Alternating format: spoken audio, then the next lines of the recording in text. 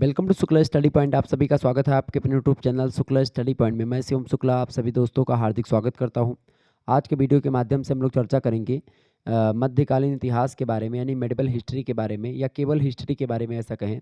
ठीक है, एक प्राचीन इतिहास आपको पढ़ना होता है और एक पढ़ना होता है मध्यकालीन इतिहास या केवल इतिहास। तो आज का जो वीडियो है केवल इतिहास, या अगर आप ऐसे नहीं समझ पाते तो मध्यकालीन इतिहास आप बोल सकते हैं। ठीक है, तो एक प्राचीन इतिहास है तो वो अलग है। प्राचीन इतिहास जो है वो अलग सब्जेक्ट है। प्राचीन इतिहास और आपका आर्ट और आर्किटेक्चर भी उसमें पढ़ना पड़ता है, तो वो अलग विषय है आपका प्राचीन इतिहास वाला। और एक दूसरा जो इतिहास होता है जिसको आप इतिहास, आप चूंकि नई शिक्षा नीति जब लागू हुई है तब से उसको इतिहास कहा जाने लगा है।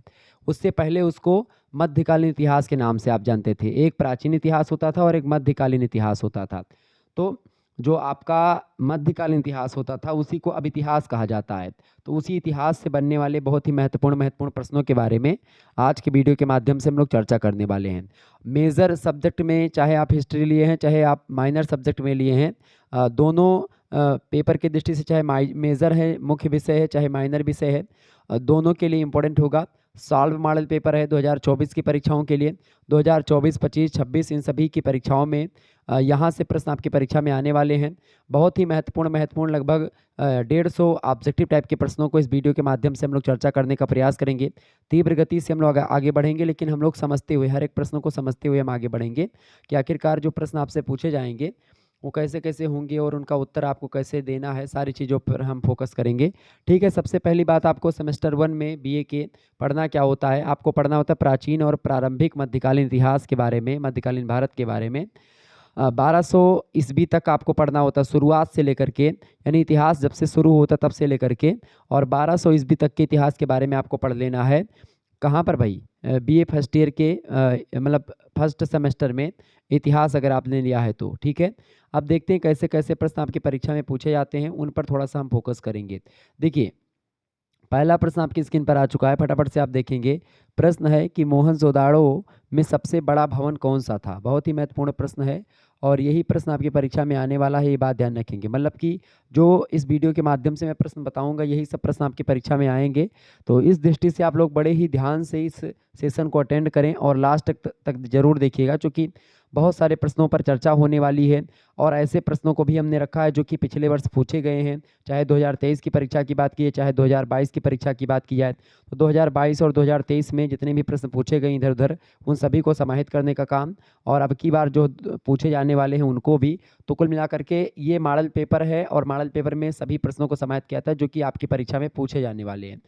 तो बहुत ही बारीकी से हम लोग जानने का प्रयास करेंगे। देखिए, प्रश्न है मोहनजोदाड़ो में सबसे बड़ा भवन कौन सा है? बताएं, विशाल स्नानागार या धान्यागार या 2 मंजिला का मकान या फिर स्तंभ हाल? फटाफट से आप बताएंगे। तो मोहनजोदाड़ो में जो सबसे बड़ा भवन मिला है वो मिला है धान्यागार। धान्यागार को ही अन्न कोठार भी बोलते हैं या इसी को अन्नागार बोलते हैं। ठीक है, अन्नागार बोले या धान्यागार बोले या अन्न कोठार बोले, इन तीनों का मतलब एक ही होता है। और मोहनजोदाड़ो से सबसे बड़ा जो भवन मिला है वो धान्यागार मिला है, यानी अन्नागार मिला है, मतलब जिसमें अनाज रखने का, एक प्रकार से अनाज को सुरक्षित रखने का एक घर था बड़ा, तो वही घर मिला सबसे बड़ा है। लगभग अगर बात की धान्यागार की लंबाई की तो 45.71 मीटर लंबा है ये, और चौड़ाई लगभग 15 मीटर के आसपास है, 15.23 मीटर के आसपास इसकी चौड़ाई है। धान्यागार कितना लंबा है भैया? 45.71 मीटर का लंबाई में बना हुआ है धान्यागार। इसके अलावा 15.23 मीटर का चौड़ा। ठीक है, ये सबसे बड़ा एक प्रकार से भवन मिला है मोहनजोदाड़ो से। ठीक है, आगे देखिए, अगला प्रश्न आपकी स्क्रीन पर आ चुका है। सिंधु घाटी सभ्यता के लोग किसकी पूजा करते थे? विष्णु भगवान की, पशुपति की, या ब्रह्मा की, या इंद्र की? पशुपति माने एक प्रकार से भगवान शंकर के रूप रंग जैसे ही होते हैं पशुपति। हालांकि अगर बोले तो पशुपति जो है भगवान शंकर को ही कहा जाता है। अगर हिंदू धर्म के अकॉर्डिंग अगर देखें तो पशुपति अस्त्र एक होता है, पशुपत अस्त्र, वो त्रिशूल जो है वो पशुपत अस्त्र ही होता है, और अर्जुन जो थे वो पशुपत अस्त्रधारी थे। ठीक है, ये बात ध्यान रखेंगे। तो पशुपति जो है वो भगवान शंकर को ही कहा जाता है। तो आदि मतलब कि जो सिंधु घाटी सभ्यता के लोग थे वो भगवान शंकर की पूजा करते थे, यानी कि पशुपति की पूजा करते थे। Option number B correct answer होगा इसका। आगे देखिएगा, अगला प्रश्न आपकी स्क्रीन पर आ चुका है। मृतकों का टीला किसे कहा गया है? बताएं, लोथल को, कालीबंगा को, सॉरी हड़प्पा को, या मोहनजोदाड़ो को, या फिर लरकाना को?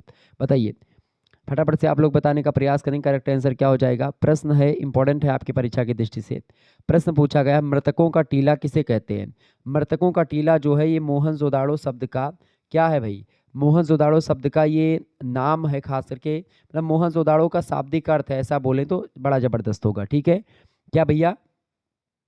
मोहनजोदाड़ो का एक प्रकार से ये नाम है मृतकों का टीला, ये बात ध्यान रखेंगे। मृतकों का टीला किसका नाम है? मृतकों का टीला जो है वो मोहनजोदाड़ो का शाब्दिक अर्थ है। ठीक है, मोहनजोदाड़ो का मतलब क्या होता है? मृतकों का टीला। ठीक है, समझ रहे हैं चीज़ों को? ये चीज़ बहुत इंपॉर्टेंट है और परीक्षा में आपसे पूछी जा सकती है, ये बात ध्यान रखेंगे। आगे बढ़ा जाए। अच्छा, हड़प्पा सभ्यता जो है पाकिस्तान के पंजाब प्रांत में स्थित है, मोंटगोमरी जिले में रावी नदी के बाएं तट पर ये पूरा जो स्थल है स्थित है, ये बात ध्यान रखेंगे। आगे बढ़ा जाए। चलिए आगे बढ़ते हैं, अगला प्रश्न। अच्छा, अगर बात की है मोहनजोदाड़ो जो संस्कृति मिली है हमको, मोहनजोदाड़ो जो एक प्रकार सभ्यता मिली है, इसके मोहनजोदाड़ो का क्षेत्र जो है आप देखिएगा।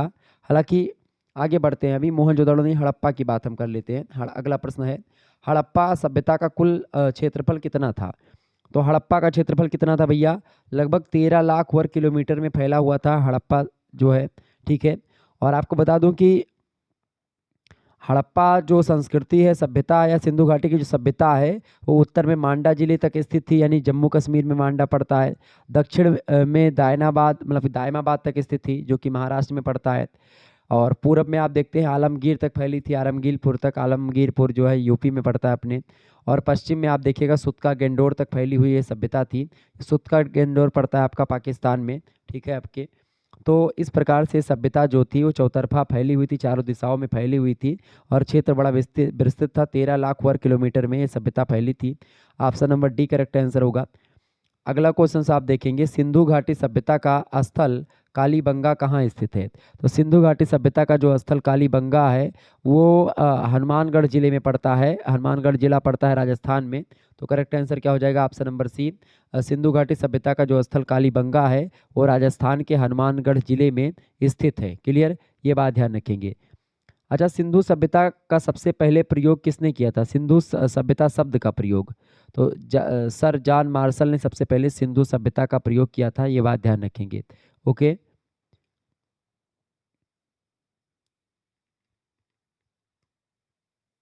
अच्छा, मोहनजोदाड़ो जो है कहाँ स्थित है भाई? मोहनजोदाड़ो पाकिस्तान के सिंध प्रांत में स्थित है, ये बात भी ध्यान रखेंगे। ओके,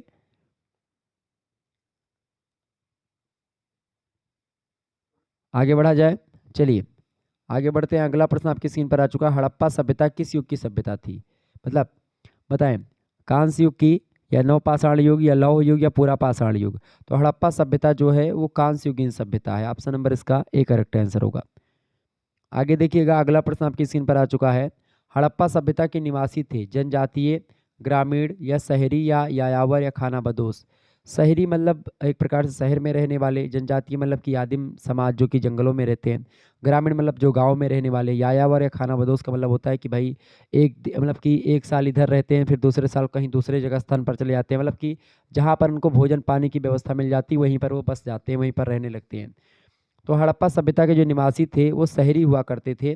ठीक है, या हड़प्पा सभ्यता के लोग कैसे थे भाई? शहरी सभ्यता के थे, ये बात ध्यान रखेंगे। Option number C correct answer होगा। आगे देखिएगा, अगला प्रश्न है, सिंधु घाटी सभ्यता के लोग विश्वास करते थे आत्मा और ब्रह्म में, मातृशक्ति में, यज्ञ प्रणाली में, या कर्मकांड में? तो जो हड़प्पा सभ्यता के लोग थे या सिंधु घाटी सभ्यता के जो लोग थे वो मातृशक्ति में विश्वास करते थे। ऑप्शन नंबर इसका बी करेक्ट आंसर होगा। आगे देखेंगे, अगला क्वेश्चन आपकी स्क्रीन पर आ चुका है। हड़प्पा संस्कृति उस समय के किस देश पर काबिज नहीं थी? बताएं, भारत, पाकिस्तान, अफगानिस्तान, या फिर ईरान? तो हड़प्पा संस्कृति जो है भारत में भी फैली थी, पाकिस्तान में भी फैली थी, और अफगानिस्तान तक भी हड़प्पा संस्कृति के जो है वो अवक्षेप मिले हैं। ठीक है, ईरान जो है वो अलग होता है, यानी हड़प्पा संस्कृति जो है ईरान में काबिज नहीं थी, बाकी इन तीनों में थी। Option number D correct answer होगा। आगे देखिएगा, अगला प्रश्न आपकी स्क्रीन पर आ चुका है। सिंधु घाटी सभ्यता का सबसे बड़ा स्थल कौन सा है? फटाफट से आप बताएंगे। लोथल, हड़प्पा, लरकाना या फिर मोहनजोदड़ो, बताएं। तो सिंधु घाटी सभ्यता का सबसे बड़ा स्थल जो है वो है Mohenjodaro. Option number C correct answer होगा इसका। नेक्स्ट क्वेश्चन आप देखेंगे, प्रश्न है सिंधु घाटी सभ्यता का सबसे छोटा स्थल कौन सा है? लोथल, हड़प्पा, मोहनजोदाड़ो या फिर जो है अलाहदीनो। अच्छा, अगर यहीं पर मोहनजोदाड़ो ना दिया होता यहाँ पर, तो अगर राखी गढ़ी दिया होता तो राखी गढ़ी आप लगा देते। राखी गढ़ी सबसे बड़ा स्थान है, ठीक है, ये बात ध्यान रखेंगे। सिंधु घाटी सभ्यता का सबसे छोटा स्थल कौन सा है? ऑप्शन नंबर इसका डी करेक्ट आंसर होगा। आगे देखिएगा, अगला प्रश्न है यानी कि अलाहदीनो। नेक्स्ट क्वेश्चन आपकी स्क्रीन पर आ चुका है। सिंधु सभ्यता के लोग मिट्टी के बर्तनों को किस रंग में रंगते थे? गेरुआ रंग में, ऑप्शन बी काला रंग में, ऑप्शन सी भूरा रंग में, ऑप्शन डी लाल रंग में। किस रंग में सिंधु घाटी सभ्यता के लोग मिट्टी के बर्तनों को रंगा करते थे? तो लाल रंग के मिट्टी के बर्तन होते थे सिंधु घाटी सभ्यता के लोगों के, यानी लाल रंग से रंगते थे। Option number D correct answer होगा इसका। आगे देखिएगा, प्रश्न बढ़िया है, परीक्षा में आ सकता है।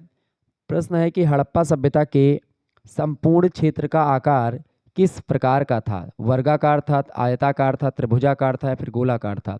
तो हड़प्पा सभ्यता के संपूर्ण क्षेत्र का जो आकार था वो त्रिभुज के आकार का था, यानी त्रिभुजाकार हुआ करता था। ऑप्शन नंबर इसका सी करेक्ट आंसर हो जाएगा। मैंने आपको बताया कि भाई चारों दिशाओं में फैली हुई थी ये सभ्यता। इधर उत्तर में मांडा, दक्षिण में दायमाबाद, पूरब में आलमगीरपुर, पश्चिम में सुतका गेंडोर तक फैली हुई सभ्यता थी। आगे बढ़िएगा, अगला प्रश्न है वैदिक धर्म का मुख्य लक्षण इसमें से किसकी उपासना थी? प्रकृति की, पशुपति की, देवी माता की या फिर त्रिमूर्ति की? बताइएगा। तो वैदिक धर्म का मुख्य लक्षण जो है इनमें से किसकी उपासना करनी थी? तो वैदिक धर्म में प्रकृति की उपासना ज़्यादा इंपॉर्टेंट दी जाती है, प्रकृति की उपासना। Option number A correct answer होगा।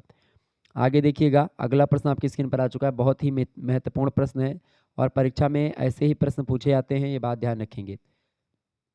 एक बार फटाफट से आप लोग वीडियो को लाइक और शेयर कर दीजिएगा ताकि इसी प्रकार से और भी वीडियोस आपको मिलती रहे। चलिए, प्रश्न आपकी स्क्रीन पर आ चुका है। अमित्र घात किस राजा को कहा जाता है? बताएं सभी लोग। अमित्र घात जो है वो किस राजा को कहा जाता है? अमित्र घात अजातशत्रु को, बिंदुसार को, बिंबिसार को या फिर कालाशोक को? फटाफट से आप बताएंगे किसको कहते हैं भाई, किसको कहा जाता है? अजातशत्रु। अजातशत्रु की अगर बात की जाए तो अजातशत्रु जो अमित्र घात कहा जाता है बिंदुसार को। किसको कहते हैं? बिंदुसार को अजातशत्रु कहा जाता है, ये बात ध्यान रखेंगे। ओके, आगे बढ़ा जाए। चलिए, इंपॉर्टेंट प्रश्न परीक्षा में पूछा गया है कई बार, 2022-23 में परीक्षा में लगातार प्रश्न पूछा गया है। अगला प्रश्न, चंद्रगुप्त मौर्य ने कब सेलुकस निकेटर को पराजित किया था? मोस्ट इंपॉर्टेंट प्रश्न, ये भी प्रश्न कई बार पूछा गया है। तो चंद्रगुप्त मौर्य ने सेलुकस निकेटर को पराजित कब किया था भैया? 305 ईस्वी में पराजित किया था, 305 ईसा पूर्व में पराजित किया था चंद्रगुप्त मौर्य ने। किसको? सेलुकस निकेटर को। सेलुकस निकेटर कौन था भैया? चंद्रगुप्त मौर्य कौन थे?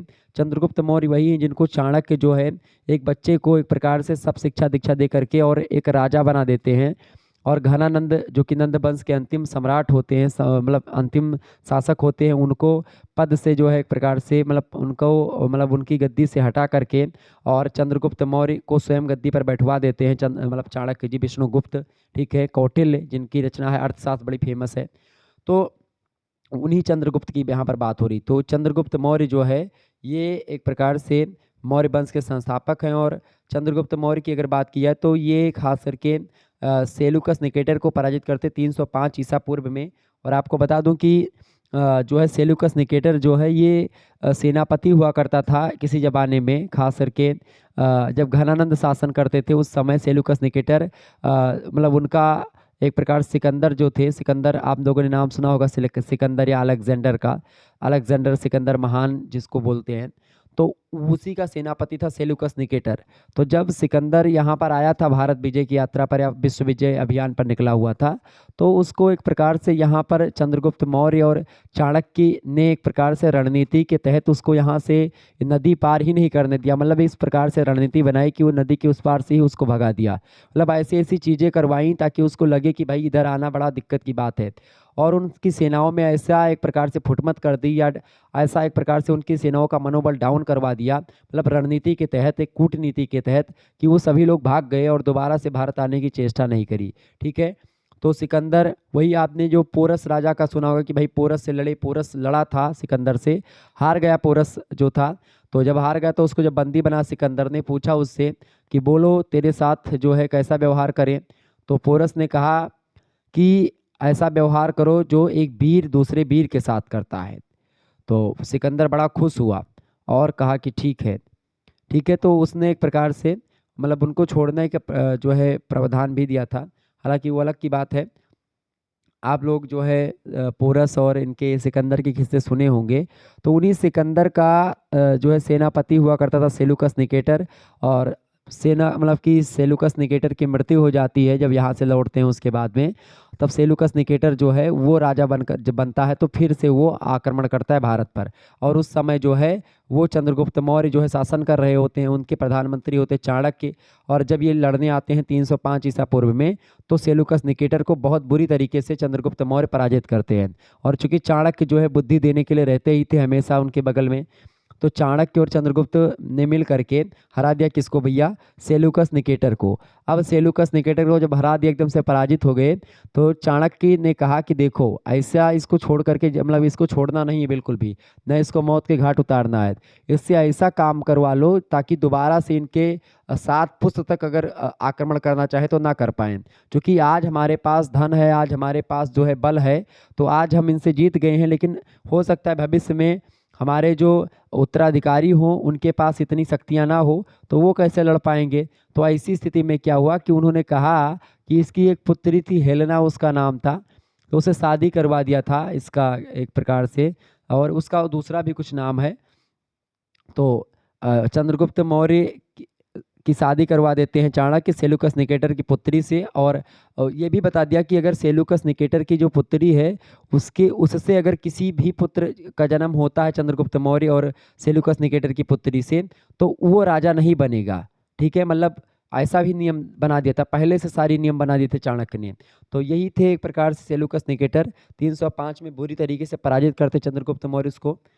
आगे बढ़िएगा, अगला प्रश्न है, भारत का पहला साम्राज्यवादी शासक कौन था? समुद्रगुप्त, चंद्रगुप्त मौर्य, अशोक या फिर बिंबिसार? करेक्ट आंसर क्या हो जाएगा? भारत का पहला साम्राज्यवादी शासक चंद्रगुप्त मौर्य ही था। Option number B correct answer हो जाएगा। अखंड भारत की एक प्रकार से बात की थी, अफगानिस्तान पाकिस्तान तक आप देखते हैं शासन करता था ये। आगे देखिएगा, अगला प्रश्न है, कौन मौर्य शासक अपने दरबार में ग्रीक दार्शनिक चाहता था? चंद्रगुप्त मौर्य, बिंदुसार, अशोक या कुणाल? फटाफट से आप बताएंगे। अच्छा, मेगास्थनीज जो आया था वो चंद्रगुप्त मौर्य के शासनकाल में आया था, जिसकी रचना है इंडिका, बड़ी फेमस पुस्तक है। अब प्रश्न क्या पूछा गया आपसे कि जो है कौन जो है मौर्य शासक अपने दरबार में ग्रीक दार्शनिक चाहता था? तो बिंदुसार जो था वो अपने दरबार में सोचता था कि एक ग्रीक दार्शनिक भी हो। Option number B correct answer होगा। आगे देखिएगा, अगला प्रश्न है, कहा जाता है कि चंद्रगुप्त मौर्य की मृत्यु हुई, चंद्रगुप्त मौर्य की मृत्यु हुई कहाँ पर हुई थी भाई? पाटलिपुत्र में, श्रवण बेलगोला में, या चंपा में, या उज्जैनी में? तो चंद्रगुप्त मौर्य की मृत्यु हुई थी भैया कहाँ पर? श्रवण बेलगोला में हुई थी। श्रवण बेलगोला जो है ये कर्नाटक में पड़ता है, ये बात ध्यान रखेंगे। और ये जब चंद्रगुप्त मौर्य जो है, चूंकि बाद में जाकर के आपको पता होगा कि ये जो है जैन धर्म अपना लेते हैं चंद्रगुप्त मौर्य। और इसमें एक प्रथा चलती है संथारा प्रथा। संथारा प्रथा में क्या करते हैं, उपवास करके जीवन को त्याग दिया जाता है। ठीक है, मतलब खाना वगैरह नहीं खाते हैं, और जब वृद्ध हो जाते हैं बहुत ज़्यादा, उसके बाद में व्यक्ति की मृत्यु हो जाती है, तो उस प्रथा को बोलते हैं संथारा प्रथा। संथारा प्रथा के द्वारा जो है चंद्रगुप्त मौर्य की मृत्यु होती है 298 ईसा पूर्व में। ये बात ध्यान रखेंगे, मात्र 47-48 वर्ष की अवस्था में संथारा प्रथा इन्होंने मतलब संथारा उपहास या संथारा प्रथा का पालन किया था। किसने? चंद्रगुप्त मौर्य ने। Option number B correct answer होगा। आगे देखिएगा, प्रश्न है, कौन सा शासक जैन था? बताइएगा, जैन कौन सा शासक था भैया? चंद्रगुप्त मौर्य जो थे वो जैन शासक थे। ऑप्शन नंबर में, पहले हिंदू थे बाद में जैन धर्म हो जाते हैं, जैन हिंदू मतलब एक ही बात है वैसे। Option number A correct answer हो जाएगा। आगे देखिएगा, अगला प्रश्न आपकी स्क्रीन पर आ चुका है, चंद्रगुप्त मौर्य का प्रधानमंत्री कौन था? चाणक्य, मेगास्थनीज, उपगुप्त या तुशाक? मेगास्थनीज जो था ये मतलब यूनानी राजदूत था खास करके। ये सेलुकस निकेटर ने भेजा था इसको, मेगास्थनीज को हालचाल लेने के लिए। तो यहाँ पर आया था, इंडिका पुस्तक लिखी थी इसी मेगास्थनीज ने। तो चंद्रगुप्त मौर्य का प्रधानमंत्री नहीं था ये, दरबारी मतलब दरबारी भी नहीं था, ये यात्री था एक प्रकार से। ठीक है, यूनानी यात्री था। चंद्रगुप्त मौर्य के प्रधानमंत्री थे कौन? चाणक्य जी। ठीक है, कौटिल्य, कौटिल्य की रचना कौन सी? अर्थशास्त्र। ठीक है, आगे देखिएगा, ये सब प्रश्न कई बार परीक्षा में पूछे गए हैं, बात ध्यान रखेंगे। प्रश्न अगला है, चंद्रगुप्त मौर्य का उत्तराधिकारी कौन था? मोस्ट इंपॉर्टेंट प्रश्न है। चंद्रगुप्त मौर्य का उत्तराधिकारी था बिंदुसार। ऑप्शन नंबर इसका बी करेक्ट आंसर होगा। आगे बढ़िएगा, अगला प्रश्न आपकी स्क्रीन पर आ चुका है।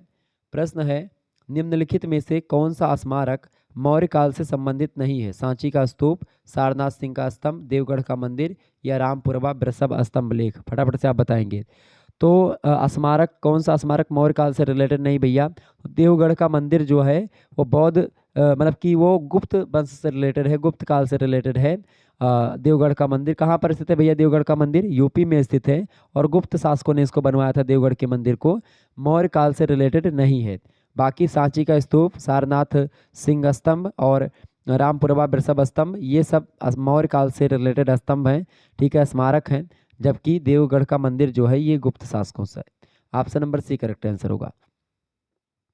आगे देखिएगा, अगला प्रश्न आपकी स्क्रीन पर आ चुका है, फटाफट से आप देखेंगे। प्रश्न है, चंद्रगुप्त मौर्य के शासनकाल में निम्नलिखित में से कौन सौराष्ट्र का गवर्नर था? सौराष्ट्र मतलब गुजरात महाराष्ट्र का एरिया जो है उसी को सौराष्ट्र बोलते थे। तो प्रश्न आपसे पूछा गया है कि चंद्रगुप्त मौर्य के शासनकाल में निम्नलिखित में से कौन सौराष्ट्र का गवर्नर था? तो पुष्यगुप्त वैश्य जो है ये सौराष्ट्र का गवर्नर था। ऑप्शन नंबर इसका ए करेक्ट आंसर हो जाएगा। आगे बढ़िएगा, अगला प्रश्न आपकी स्क्रीन पर आ चुका है।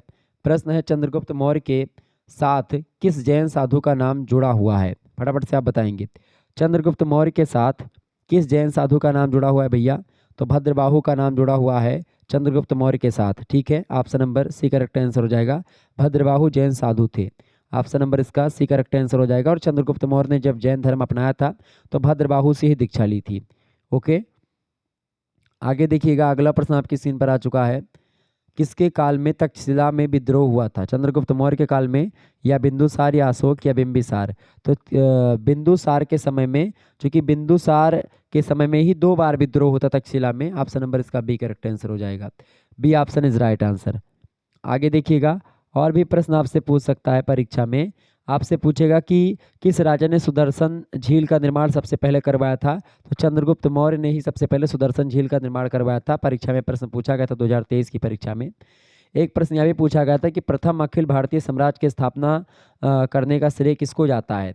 तो चंद्रगुप्त मौर्य को ही जाता है, ये बात ध्यान रखेंगे। तो ये सब प्रश्न जो है पूछे गए हैं 2023 की परीक्षा में, अलग अलग विश्वविद्यालय में पूछे गए हैं, ये बात ध्यान रखेंगे।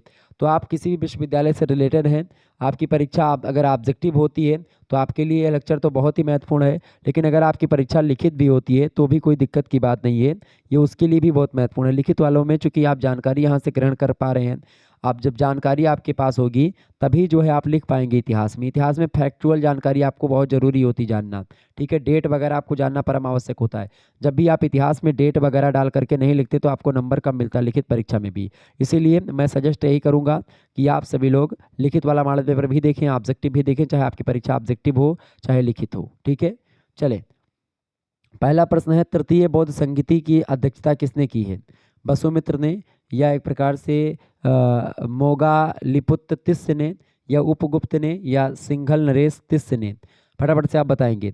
तो बौद्ध संगीति की अगर बात की जाए तो बौद्ध संगीति जो है, पहली बौद्ध संगीति जो है उसके अध्यक्ष थे महाकाश्यप। महाकाश्यप जो है अध्यक्ष थे किसके भाई? पहली बौद्ध संगीति के। किसने करवाया था? अजातशत्रु ने करवाया था। 500 से लेकर के 300 साधु लगभग इसमें सम्मिलित हुए थे, बौद्ध भिक्षु आए थे, ठीक है। अजातशत्रु के द्वारा प्रथम बौद्ध संगीति का आयोजन किया गया था। महाकाश्यप उसके अध्यक्ष थे। उसके बाद में द्वितीय जो है बौद्ध संगीति का आयोजन किया जाता है, ठीक है। द्वितीय बौद्ध संगीति के अध्यक्ष कौन थे भैया? सबकामी थे, ठीक है। अब पूछा क्या गया, तृतीय बौद्ध संगीति की अध्यक्षता किसने करी थी? तो उसकी अध्यक्षता करी थी मोगालिपुत्र तिस्य ने। ऑप्शन नंबर इसका बी करेक्ट आंसर हो जाएगा। और आपको बता दूं कि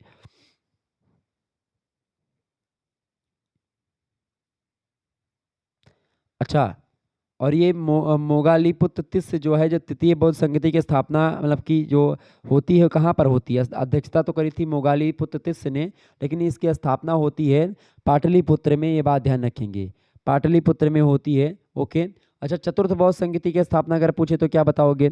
चतुर्थ बौद्ध संगीति की जो स्थापना हुई है वो मतलब कि कब हुई है? मतलब 72 ईस्वी में हुई है। और वसुमित्र के शासन, मतलब वसुमित्र जो है अध्यक्षता किया है वसुमित्र ने उसकी। कनिष्क के दरबार में हुआ था, कश्मीर में एक प्रकार से होती है ये, ठीक है। वसुमित्र और एक प्रकार से अश्वघोष बड़े फेमस होते हैं उसमें। अश्वघोष आपको पता होगा, बड़े फेमस दरबारी कवि भी रहे हैं। क्लियर।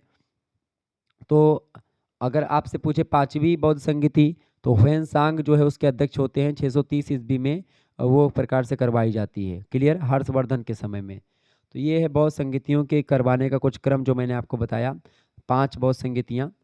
आगे देखिएगा, अगला प्रश्न है, किस अभिलेख में अशोक युद्ध, धर्म एवं संघ के प्रति विश्वास प्रकट करता है? रोमनदेही अभिलेख, मास्की लघु शिलालेख, या सारनाथ स्तंभ लेख, या फिर भाबरूस लघु शिलालेख? फटाफट से आप बताएंगे किस अभिलेख में अशोक बुद्ध के मतलब अशोक युद्ध, धर्म और संघ के प्रति विश्वास प्रकट करते हैं? तो भाबरू शिलालेख में। ऑप्शन नंबर इसका डी करेक्ट आंसर होगा। आगे देखिएगा, अगला प्रश्न है, निम्नलिखित में से अशोक ने या अशोक के किस एक अभिलेख में कलिंग युद्ध का उल्लेख किया गया है? फटाफट से आप बताएंगे अशोक के किस एक अभिलेख में कलिंग युद्ध का उल्लेख किया गया भैया? तो 13वें अभिलेख में या 13वें शिलालेख में। ऑप्शन नंबर इसका डी करेक्ट आंसर हो जाएगा, 13वां शिलालेख। नेक्स्ट क्वेश्चन आपकी स्क्रीन पर आ चुका है। प्रश्न है, अशोक की पुत्री का क्या नाम था जो बौद्ध धर्म के प्रचार हेतु श्रीलंका गई थी? तो अशोक की पुत्री की अगर बात की, अशोक की 2 पुत्रियां थीं और 4 पुत्र थे। अशोक का मतलब 3 पुत्र थे। एक पुत्र का नाम था महेंद्र, एक पुत्र का नाम था तीवल, और एक पुत्र का नाम था कृणाल। ठीक है, ये 3 पुत्र किसके हैं भैया? अशोक के 3 पुत्र थे। कौन कौन? महेंद्र, तीवल और कुणाल। इनमें से महेंद्र जो है वो बौद्ध धर्म के प्रचार के लिए श्रीलंका गया था, और पुत्री थी उनका नाम था संघमित्रा। संघमित्रा भी गई थी। 2 पुत्रियां थी अशोक की, जिनमें संघमित्रा जो पुत्री थी वो गई थी कहाँ पर भैया? श्रीलंका में। किसके लिए? बौद्ध धर्म के प्रचार के लिए। और पुत्र था महेंद्र, वो गया था।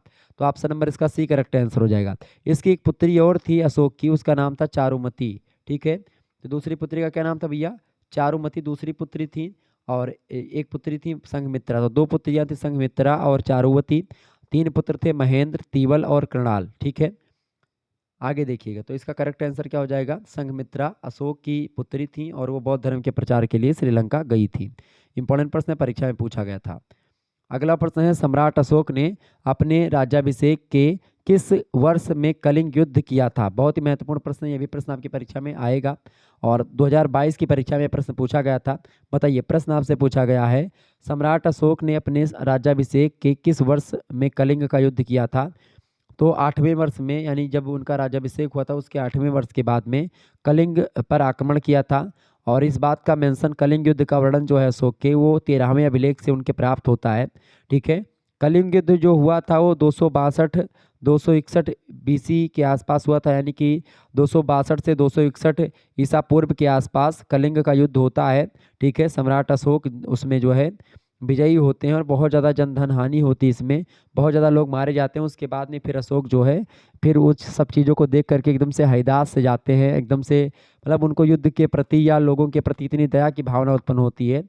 तो इस प्रकार से वो एक प्रकार से फिर युद्ध करने से मना कर देते हैं, फिर दोबारा फिर युद्ध नहीं करते हैं, बहुत कम ही युद्ध का मतलब दोबारा मतलब एक प्रकार से इस प्रकार से भीषण नरसंहार को देख करके एकदम से वो मतलब कि बहुत ही एकदम से भयभीत या डर टाइप का, डर कहना उचित ना होगा यहाँ पर, मतलब वो एक प्रकार से हिंसात्मक प्रवृत्ति के हो जाते हैं। मतलब वो अब किसी को मारना पसंद नहीं करते हैं। वो इतने ज़्यादा जो है पहले इतना मतलब कि मारते वारते थे, मतलब पहले लड़ते थे और एक क्षत्रिय की भांति थे, लेकिन बाद में क्या होता है कि एकदम से वो बौद्ध धर्म को अपना लेते हैं। ठीक है, और अहिंसा के पथ पर चलने प्रारंभ कर देते हैं। आगे देखिएगा, अगला प्रश्न है, अशोक के अभिलेखों को पढ़ने में सबसे पहले कौन सफल हुआ? तो अशोक के अभिलेखों को पढ़ने में सबसे पहले सफल हुए थे James Prinsep. Option number B correct answer होगा इसका। आगे देखिएगा, अगला प्रश्न है, निम्नलिखित में से किस स्तंभ अभिलेख में अशोक के पुत्र तीवल या तीवर का नाम उल्लेख है? तीवल या तीवर, ठीक है, बताएं। तो ये अशोक के पुत्र हैं। अशोक के 3 पुत्र थे, मैंने आपको बताया था, महेंद्र, तीवल और कुणाल। तो जिनमें तीवल जो हैं वो भी अशोक के ही पुत्र हैं, और प्रयागराज स्तंभ लेख में इस बात का मेंशन है, तीवल के नामोल्लेख की बात प्रयाग स्तंभ लेख में की गई है। Option number C correct answer होगा। आगे देखिएगा, अगला प्रश्न है, अशोक ने अपने किस शासकीय वर्ग में लुम्बिनी की यात्रा करी थी? बताएं। तो अशोक ने अपने खास करके 20वें वर्ष में शासन के लुम्बिनी की यात्रा करी थी अशोक ने। ऑप्शन नंबर इसका सी करेक्ट आंसर होगा। नेक्स्ट क्वेश्चन आप देखेंगे, प्रश्न है, अशोक का कौन सा उत्तराधिकारी देवनाम प्रिय कहलाता था? वैसे तो देवनाम प्रिय, देवनाम प्रियदर्शी, ठीक है, ये अशोक खुद ही उपाधि धारण करते हैं, लेकिन देवनाम प्रिय जो है वो इनका एक एक प्रकार से उत्तराधिकारी खास करके था, या खास करके इनका मतलब सेनापति या कुछ टाइप का था, दशरथ उसका नाम था, या इनका वही देवनाम प्रिय कहा जाता था दशरथ को। Option number B correct answer होगा। आगे देखिएगा अगला प्रश्न, सांची का स्तूप पूर्ण किया गया था किसके द्वारा? अशोक के द्वारा पूर्ण किया गया, या कनिष्क के द्वारा, या खारवेल के द्वारा, या पुष्य मित्र शुंग के द्वारा?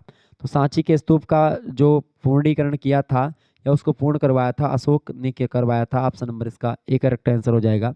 अच्छा, सांची का स्तूप कहाँ पर स्थित है भैया? ये भी प्रश्न आपसे पूछा गया था पिछले वर्ष। तो सांची का स्तूप स्थित है एमपी में, और एमपी यानी मध्य प्रदेश, और उसका एक जिला पड़ता है रायसेन जिला। उसी रायसेन जिले में सांची का स्तूप स्थित है। क्लियर? आगे बढ़िए। अगला प्रश्न आपकी स्क्रीन पर आ चुका है, अशोक के धम्म की व्याख्या उसके किस अभिलेख में मिलती है? तो अशोक के धम्म की व्याख्या जो है वह अशोक के 13वें शिलालेख में मिलती है। ऑप्शन नंबर इसका बी करेक्ट आंसर होगा। आगे देखिएगा अगला प्रश्न है, सल्लेखड़ा संबंधित है। सल्लेखड़ा संबंधित है भैया किससे? फटाफट से आप बताएंगे। सल्लेखड़ा जो है वो जैन धर्म से रिलेटेड है। किससे? जैन धर्म से रिलेटेड है। ओके क्लियर, ध्यान रखेंगे। आगे बढ़ा जाए, चलिए भाई एक बार फटाफट से आप लोग वीडियो को लाइक और शेयर कर दीजिएगा, ताकि टाइम टू टाइम इसी प्रकार से वीडियो मिलती रहे और इसी प्रकार से आप पढ़ते रहें। बहुत ही आसान तरीके से आप लोग समझ पा रहे होंगे हर एक प्रश्नों को, ठीक है, और विधिवत तरीके से आप लोग समझ पा रहे हैं, और यही प्रश्न आपकी परीक्षा में आने वाले हैं। तो बहुत ही आसान भाषा में आपको मैं बता भी रहा हूँ, तो कोई दिक्कत की बात नहीं होनी चाहिए। आगे बढ़ा जाए, चलिए भाई अगला प्रश्न आपकी स्क्रीन पर आ चुका है। देखेंगे, प्रश्न है, निम्न में से कौन सा अभिलेख लौह स्तंभ पर पाया गया है? इलाहाबाद प्रशस्ति, मेहरौली प्रशस्ति, एरण प्रशस्ति, या जूना प्रशस्ति? तो कौन सा अभिलेख जो है लौह स्तंभ पर लिखा गया है? तो मेहरौली का जो प्रशस्ति है मेहरौली की, वो लौह स्तंभ पर लिखी गई है। ऑप्शन नंबर इसका बी करेक्ट आंसर हो जाएगा। आगे देखिएगा, किस गुप्त शासक ने विक्रमादित्य की उपाधि धारण करी थी? तो विक्रमादित्य की उपाधि धारण करी थी चंद्रगुप्त द्वितीय ने।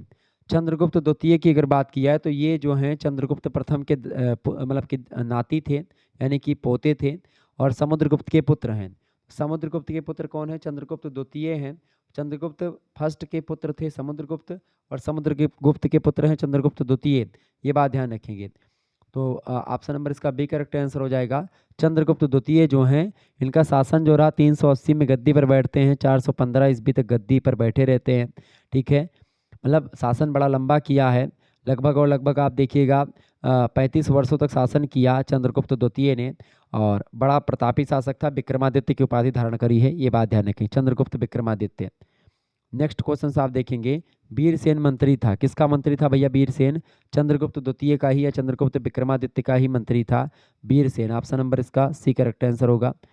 आगे देखिएगा अगला प्रश्न है, किस नाटक से ज्ञात होता है कि समुद्रगुप्त के पश्चात रामगुप्त जो है वो राजा बने थे? बताइएगा सभी लोग, किस नाटक से पता चलता है कि समुद्रगुप्त के मरने के पश्चात, समुद्रगुप्त के मृत्यु के पश्चात रामगुप्त राजा बनते हैं?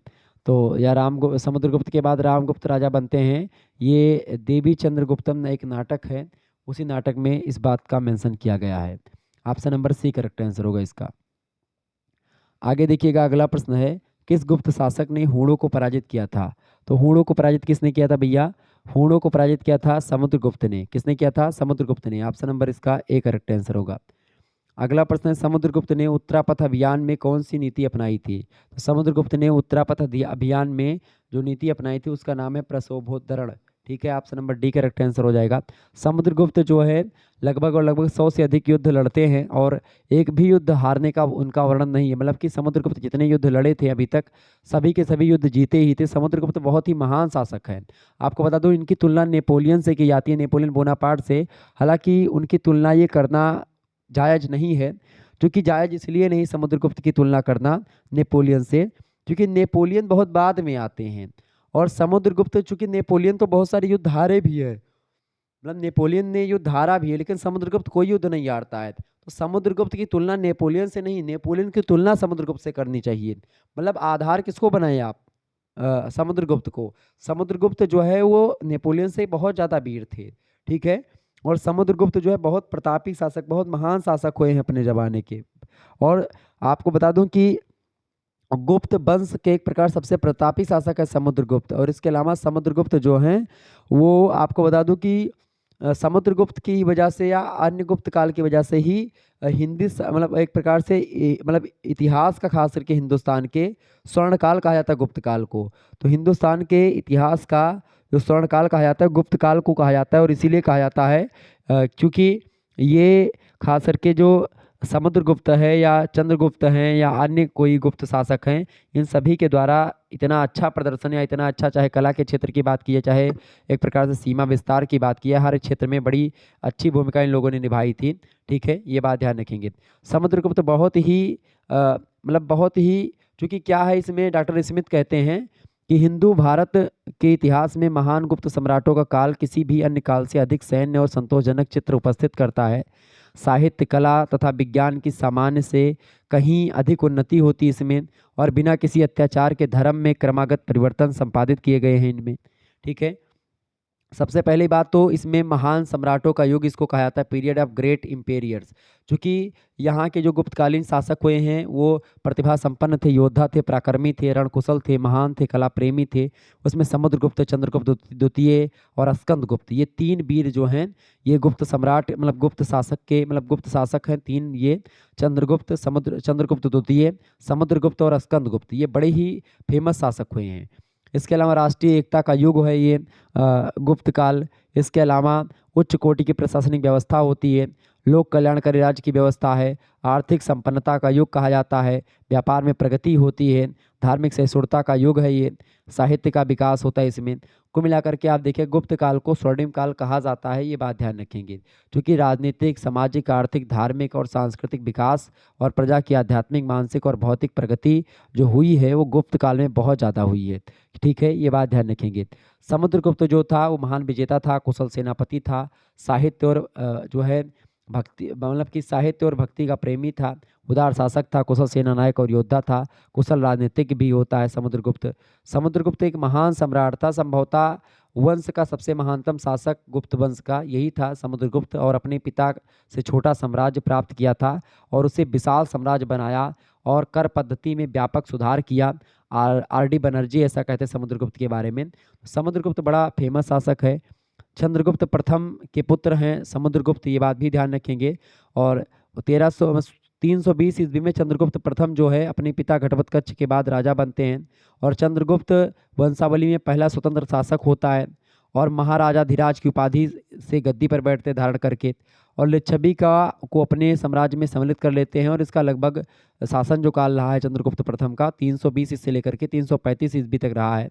ठीक है, फिर इसके बाद में 335 में आप देखते हैं कि जब चंद्रगुप्त प्रथम की मृत्यु होती है उसके बाद में ये आ जाते हैं कौन, उनके पुत्र हैं समुद्रगुप्त, चंद्रगुप्त प्रथम के, वो गद्दी पर बैठते हैं। और चंद्रगुप्त प्रथम का सबसे बड़ा बेटा ये नहीं थे समुद्रगुप्त, परंतु अन्य पुत्रों की तुलना में समुद्रगुप्त सबसे योग्य थे, प्रतिभावान थे, वीर थे, साहसी थे। ठीक है, इसीलिए ये गद्दी पर बैठ जाते हैं। और सबसे बड़ी बात कि ये सेनापति, सफल सेनापति थे, सफल विजेता भी थे, एक गायक भी हैं, संगीतज्ञ भी हैं, विद्वान और कला प्रेमी भी थे समुद्रगुप्त।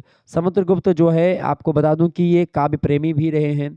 ठीक है, और समुद्रगुप्त ने अपने जीवन काल में 100 से अधिक युद्ध लड़े और इन युद्धों के कारण से उनके जो है खास करके मतलब अच्छा जो भी युद्ध लड़े ये उस सभी युद्धों को जीता भी है। ऐसी बात नहीं किसी युद्ध में हारे नहीं है समुद्रगुप्त। ठीक है, और समुद्रगुप्त के बाद में फिर चंद्रगुप्त द्वितीय जो हैं जिनको विक्रमादित्य कहते हैं वो बड़े फेमस शासक होते हैं।